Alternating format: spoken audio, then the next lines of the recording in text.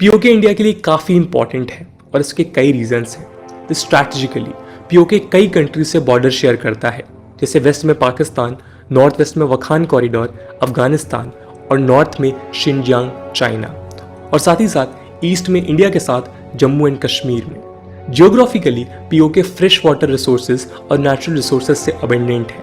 Hydro electric potential के साथ मीरपुर और मुजफ्फराबाद में गोल्ड, कोल, चौक, ग्रेफाइट, बॉक्साइट अवेलेबल है। जियोपॉलिटिकल इंपॉर्टेंस की बात करें तो चाइना ने $50 बिलियन इन्वेस्ट करके China Pakistan economic corridor establish किया है, जो पीओके से पास होता है, और ये इंडिया के सोवर्निटी पर मेजर थ्रेट है।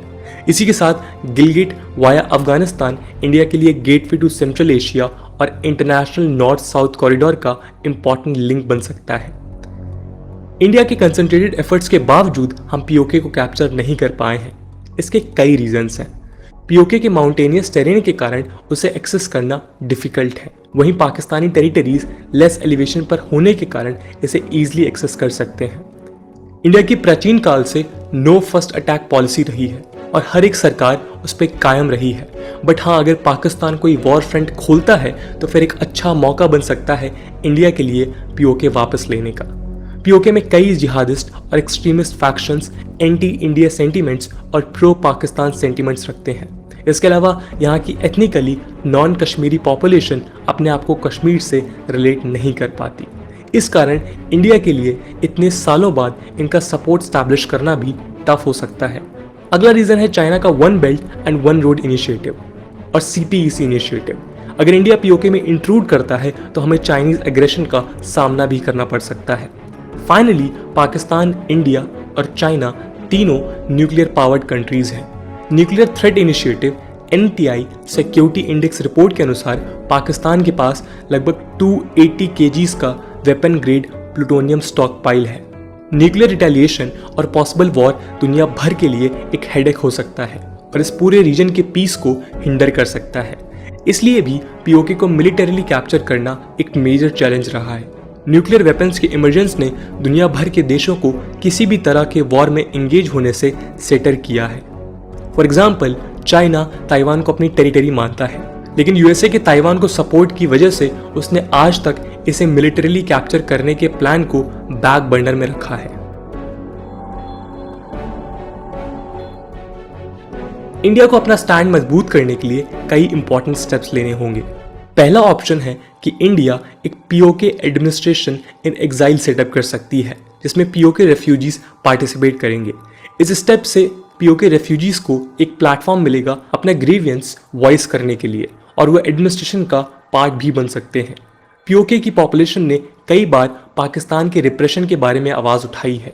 इंडिया इस पॉपुलेशन का सपोर्ट पीओके के रेफ्यूजीज के थ्रू गेन कर सकता है और पाकिस्तान को ग्लोबल लेवल में एलिनेट कर सकता है, जो पीओके पर अपने स्टैंड को मजबूत करने में मददगार हो सकता है। इसके अलावा जम्मू एंड कश्मीर के लेजिस्लेटिव असेंबली में 24 सीट्स पीओके के लिए रिजर्व्ड है, जो फिलहाल वैकेंट है। Jammu and Kashmir reorganisation act 2019 के तहत जब तक पाकिस्तान इसको वैकेट नहीं करता और पीओके में इलेक्टेड रिप्रेजेंटेटिव्स अपॉइंट नहीं होते, तब तक ये सीट्स वैकेंट रहेंगी। इस एक्ट को अमेंड करके सीट्स भरी जा सकती हैं और पीओके का डेमोक्रेटिक पार्टिसिपेशन हो सकता है। वहीं गिलगिट बाल्टिस्तान के लोग भी काफ़ी निगलेक्टेड फील करते हैं। उन्हें अब तक पाकिस्तान में फुली इंटीग्रेट नहीं किया गया है और वो काफ़ी डिस्क्रिमिनेशंस भी फेस करते हैं। इसी के साथ बढ़ते चाइनीज प्रेजेंस के कारण लोकल फियर करते हैं कि उनकी टेरिटरी चाइना को सौंप दी जाएगी। इस कारण इंडिया एडवांटेजियस पोजीशन में होगी अगर गिलगिट बाल्टिस्तान रिप्रेजेंटेटिव और प्रो इंडिया एक्टिविस्ट को इंडिया में रहने का इन्विटेशन दिया जाए। मोस्ट इंपॉर्टेंटली, इंडिया को चाइना के साथ ओपन डायलॉग इनिशिएट करना चाहिए। इस स्टेप के द्वारा हम गिलगिट में सीपीईसी इन्वेस्टमेंट्स को एड्रेस कर सकते हैं। हालांकि ये कितना प्रॉफिटेबल होगा वो काफ़ी डिबेटेबल है, क्योंकि पाकिस्तान ने हमेशा से एंटी इंडिया इंसर्जेंट्स को सपोर्ट किया है। इसके अलावा अफगानिस्तान तालिबानी इंसर्जेंसी के कारण पॉलिटिकली अनस्टेबल है।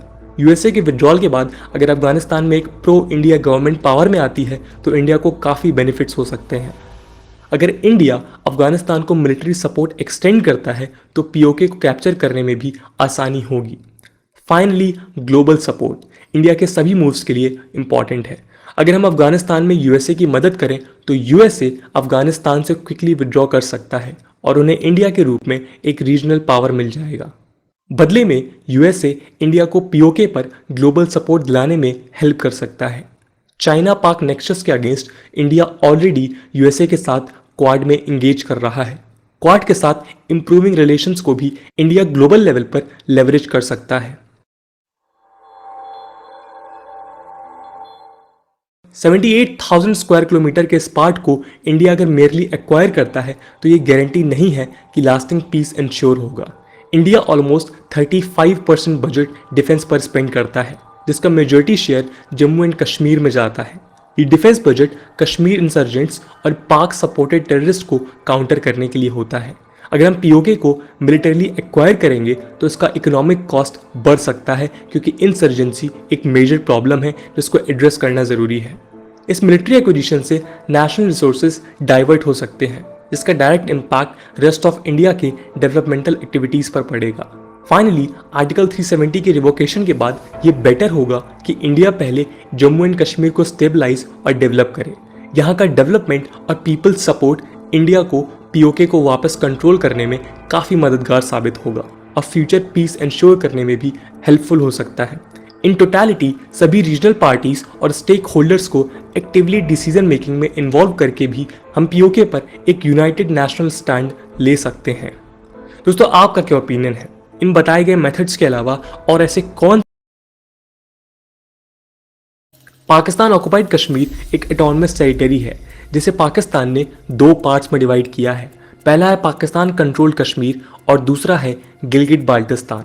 दोनों ही रीजन्स इंडिया के जम्मू एंड कश्मीर के एक्सटेंशंस हैं। पाकिस्तान कंट्रोल कश्मीर 10 डिस्ट्रिक्ट्स में डिवाइडेड है।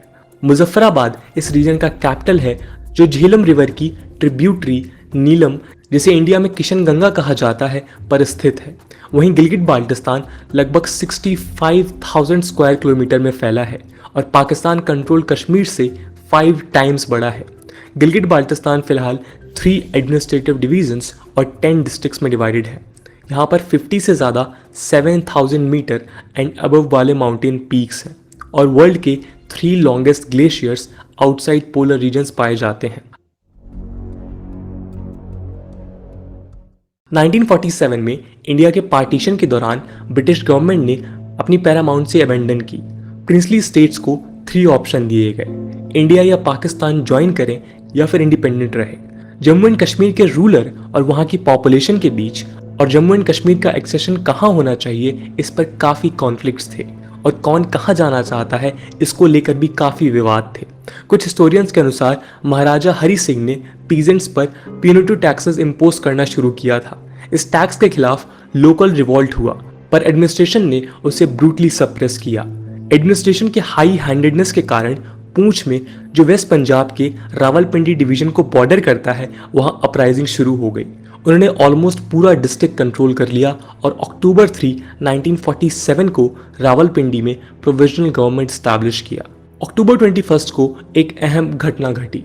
नॉर्थ वेस्ट फ्रंटियर प्रोविंस के पाश्तून ट्राइब्स पाकिस्तान के सपोर्ट से जम्मू एंड कश्मीर को एनेक्स करने के लिए घुसे। उन्होंने मुजफ्फराबाद और बारामूला को कैप्चर किया, जो श्रीनगर से सिर्फ 32 किलोमीटर पर था। अक्टूबर 24 को महाराजा ने उस वक्त के होम मिनिस्टर सरदार वल्लभ भाई पटेल से मिलिट्री असिस्टेंस मांगी। पटेल ने रिस्पॉन्ड करते हुए कहा कि इंडिया उनकी मदद नहीं कर सकता जब तक वो इंडिया में एक्सीड नहीं करते। अक्टूबर 26 को महाराजा हरि सिंह ने इंस्ट्रूमेंट ऑफ एक्सेशन साइन कर दिया और जम्मू एंड कश्मीर को ऑफिशियली इंडिया में एक्सीड कर दिया। इंडिया को डिफेंस, एक्सटर्नल अफेयर्स और कम्युनिकेशन हैंडओवर किया गया। इंडिया ने इमीडिएटली ट्रूप्स श्रीनगर भेजी और इंडिया पाकिस्तान में जंग छिड़ गई और इंडियन फोर्सेस ने पाकिस्तानी सपोर्टेड फोर्सेस को बैकफुट पर ला दिया। 1 जनवरी 1948 को Indian prime minister Jawaharlal Nehru ने जम्मू एंड कश्मीर इशू को यूनाइटेड स्टेट्स में रेस किया। अप्रैल 1948 में यूनाइटेड नेशंस ने रेजोल्यूशन 47 पास किया। इस रेजोल्यूशन द्वारा पाकिस्तानी ट्रूप्स को जम्मू एंड कश्मीर से विड्रॉ करने के लिए कहा गया। सब्सिक्वेंटली इंडिया को मिनिमम ट्रूप्स का आदेश दिया गया और विड्रॉ के बाद प्लेबिसाइट होल्ड करने के लिए कहा गया। आपको बता दें कि प्लेबिसाइट उस प्रक्रिया को कहा जाता है जहां वोट्स के जरिए लोगों का किसी इंपॉर्टेंट चीज पर ओपिनियन लिया जाता है। लेकिन पाकिस्तान के नॉन विड्रॉल के कारण प्लेबिसाइट कभी हुआ ही नहीं। फाइनली 1949 में कराची एग्रीमेंट द्वारा सीज फायर लाइन स्टैब्लिश हुआ और दोनों साइड्स ने अपना एग्जिस्टिंग पोजीशन मेंटेन किया, जो रफली modern day line of control से मैच करता है। कुछ सालों बाद 1963 में सिनो पाकिस्तान एग्रीमेंट के तहत पाकिस्तान ने 5000 स्क्वायर किलोमीटर के ट्रांस काराकोरम ट्रैक्ट या शाशगम ट्रैक्ट को चाइना को गिफ्ट किया। गिलगिट बाल्टिस्तान के नॉर्थ वेस्ट में लोकेटेड शाक्सगम अब चाइना के शिनजियांग उइगुर ऑटोनॉमस रीजन का पार्ट बन गया है। इसके बाद 1972 में शिमला एग्रीमेंट द्वारा सीज फायर लाइन को officially line of control designate किया गया और दोनों कंट्रीज ने कश्मीर डिस्प्यूट बायलैटरली सॉल्व करने का डिसीजन लिया। फरवरी 22, 1994 को इंडियन पार्लियामेंट ने एक रेजोल्यूशन पास किया। State of Jammu and Kashmir has been, is and shall be an integral part of India.